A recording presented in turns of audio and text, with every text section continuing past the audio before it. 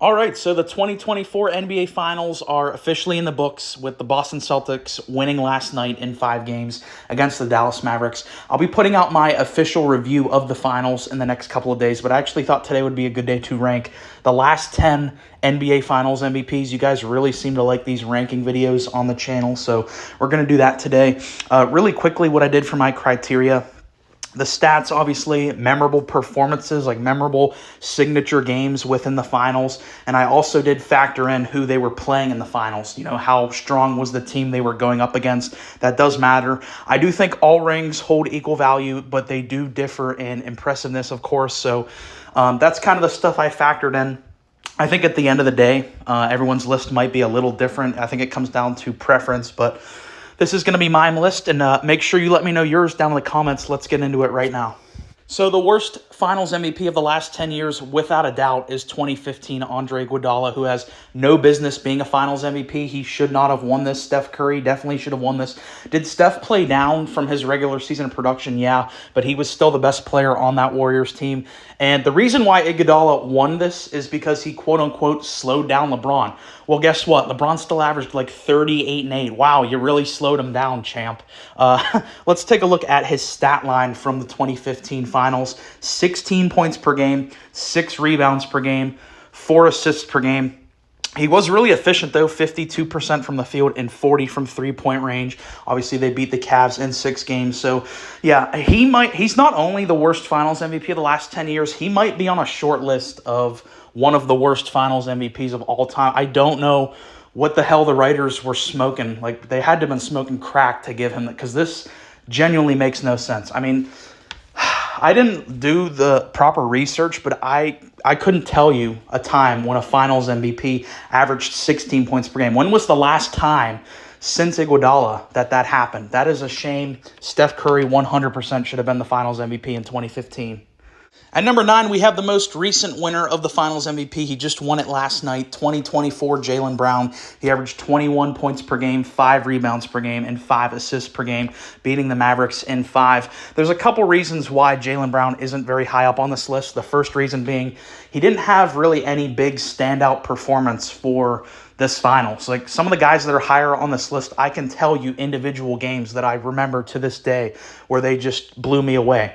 Jaylen Brown did not really have one of those big standout Finals MVP performances. His best game was Game 3, where he had 30 points, which is really good. But when you're comparing it to like the all-time Finals MVP performances, a 30-point game is really not that spectacular. Another reason why he's not that higher is it was kind of contested as to if he even should have been the Finals MVP. A lot of people thought Jason Tatum actually should have won Finals MVP. He had a better stat line than Jaylen Brown. I'm not one of those people. I do think Jaylen Brown should have won this. He was more consistent. He was more efficient. He was playing better defense than Tatum. He was the best player for the Celtics in this series. But the fact that it was contested, the fact that he didn't really have a big standout performance, and ultimately, I don't really think there was a standout MVP for the Celtics. I think the reason they won this series so dominantly was they relied on their depth and they relied on playing team basketball. That's really how the Celtics were able to crush the Mavericks, is relying on just playing really good team basketball. And at the end of the day, they had to give this award to someone, and they just went with the most consistent player on both sides of the ball, Jaylen Brown. So, again, not trying to take away, but I don't think it's going to rank very high in the all-time rankings, so I put him here at 9.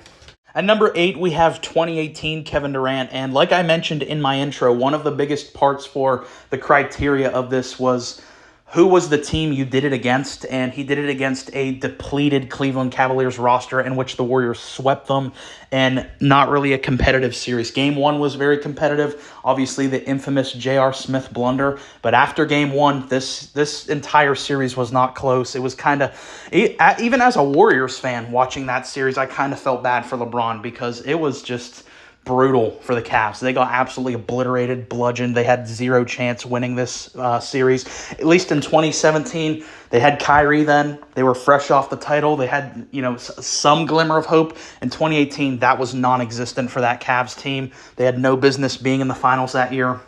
Really, the impressive win for the Warriors that year was actually in the Western Conference Finals, more so than the finals, where they beat that great MVP Harden Rockets team. But let's take a look at Kevin Durant's stat line from the 2018 NBA Finals, and they're really good. 29 points per game, 11 rebounds per game, 8 assists per game on 53% efficiency from field goal and 41% from three-point range. So really impressive numbers, a lot better than the two guys we just talked about. But like I said, for the simple fact that they basically beat up on, they were kicking a dead horse in this series. The other team had zero shot of winning it, but they did handle their business. It's still Kevin Durant. He was incredible in that series. At number 7, we have 2020 LeBron James. Now, this might not be one of his most memorable finals performances, but an ungodly stat line of 30 points per game, 12 rebounds per game, 9 assists per game, and he was incredibly efficient in these finals, 59% from the field and 42% from behind the arc. It's considered elite if you shoot 40% from three. He shot 42% for this finals and beating the Miami Heat in 6 games. You could maybe argue Anthony Davis was the better player for the Lakers in this, particularly the impact he brought to the defensive side of the ball. He was really clutch for them in that entire run, particularly in the conference final and the NBA finals. So you can maybe argue it's not one of his most memorable ones, and it was also the bubble, but he handled his business. He was extremely dominant on both ends and put up one of his best efficient performances for the finals. At number 6, I have 2019 Kawhi Leonard, who led the Toronto Raptors to their only NBA championship in the existence of their franchise, averaging 29 points per game, 10 rebounds per game, and 4 assists per game. Wasn't crazy efficient, 43% from the field and just 36% from behind the arc, but really showed his two-way ability, was the closer of this team by far, was extremely clutch. And if we were just ranking, finals runs, playoff runs of the last 10 years, I think Kawhi would be in the top 3. That is genuinely one of the best playoff runs I've seen from one individual player. You look at his route to getting that team to the title. You had that stacked Sixers team back when Ben Simmons was actually good. You had Joel blossoming as a superstar and Jimmy Butler on that Sixers team. He hit probably the second most iconic shot in the history of basketball behind Ray Allen's 3, the big bounce to win in 7 games against that Sixers team. And then to beat the reigning MVP of the league, Giannis, in 6 games and just showcasing his dominance on both sides of the ball. And then in the finals, beating the Dynasty Warriors team. And I get it, they had injuries with Clay and KD, but that was also a team that still had Steph Curry, Draymond, DeMarcus Cousins was still good back then, and they had really good depth still. So I do think it is still an incredible finals performance from Kawhi. Now entering the top 5, we have last year's Finals MVP, 2023 Nikola Jokic, leading the Denver Nuggets to their only title in franchise history. I think the biggest knock on this Finals MVP is when you look at the team they were playing, which was the 8-seeded Miami Heat team. It only went 5 series, wasn't particularly close. The talent gap was just ridiculous in this. So if you want to use that argument to say that this should be lower down on the list, I think that's a fair argument just for the fact that they were playing an 8-seed Heat team. But it's not like that Heat team was a bunch of scrubs that just went on a lucky run. Like, they still had the best coach in the NBA, Eric Spoelstra. Jimmy Butler is one of the 5 best playoff performances. At least he was that year. Bam Adebayo is a world-class level defender who was draping Jokic this entire finals, and Jokic was still banging shots. So you can definitely use that argument, but I think that Heat team was a lot better than their seeding said, obviously. But I think the strongest argument for me putting Jokic this high is look at his ridiculous stat line and efficiency of 30 points per game, 14 rebounds per game, 7 assists per game, and then the efficiency, 58% from the field and 42% from behind the arc. He was lights out, and not only this finals, but the entire playoff run. He was legitimately unguardable and the best passer in the entire playoffs that year. So I can see the argument from the standpoint of the team they played wasn't that great, but he just was so overwhelmingly dominant that I had to put him in the top 5.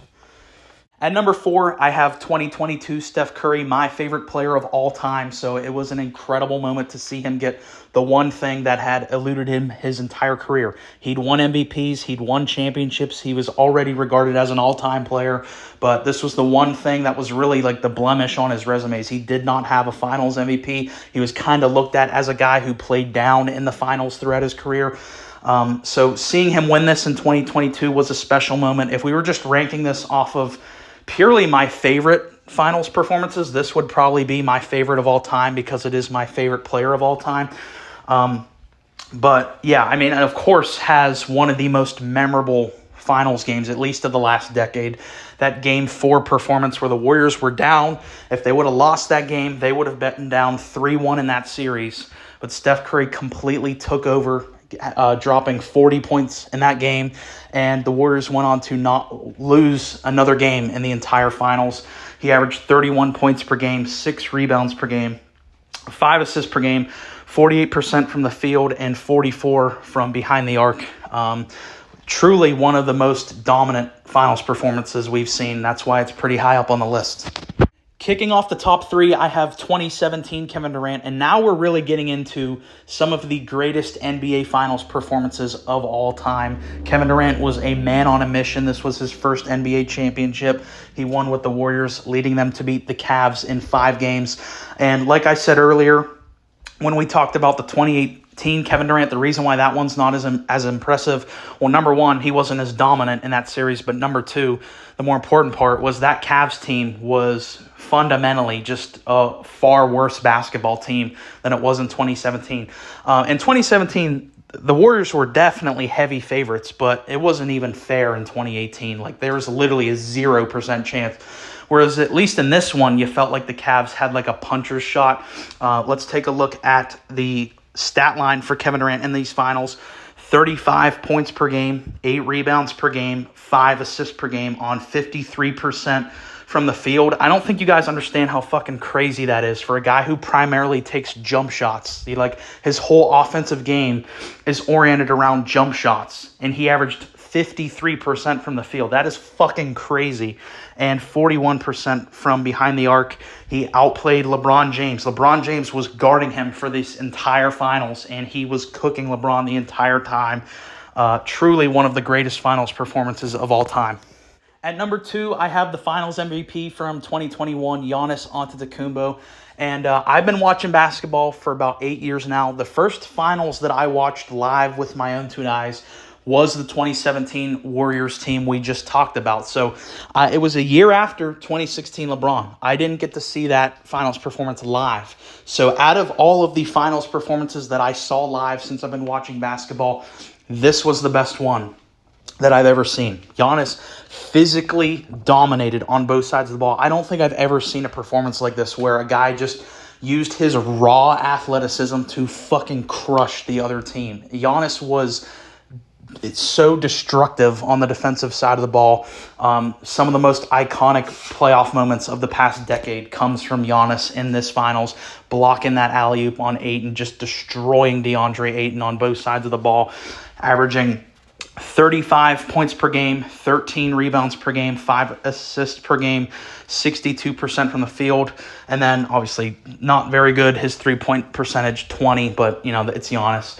And then I think he has one of the most memorable closeout games. If you're just ranking individual single games in the history of the NBA, you're ranking single finals games. I think Giannis's Game 6 in 2021 would be in the top 10, where he had 50 points, and I think he had like 6 blocks, and just insane. I mean, I've never seen anything like it, so it is the runner-up on this list.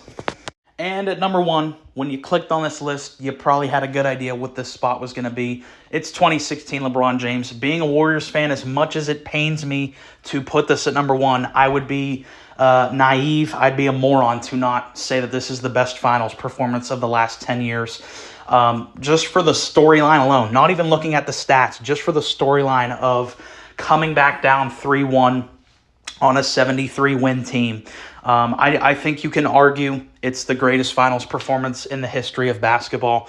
That's just from the storyline perspective, but when you look at the stats, 30 points per game, 11 rebounds per game, 9 assists per game, 49% from the field, 37 from three. And I think he led the Cavs in like every major statistical category. Just really, there's nothing else to say. I mean, this is ridiculous. This is, like I said, arguably the best finals performance ever. And I just don't think any of the other ones in the decade really even come close, just from that storyline alone. So that's been my ranking of the last 10 finals MVPs. Definitely let me know your list down in the comments. And also let me know what you thought of this last finals that just wrapped up last night, the 2024 finals. Like I said earlier, I'm going to be putting out a video for that in the next couple of days where I review the entire series. But that's it for today's video. If you made it this far, really appreciate you listening. Please like and subscribe.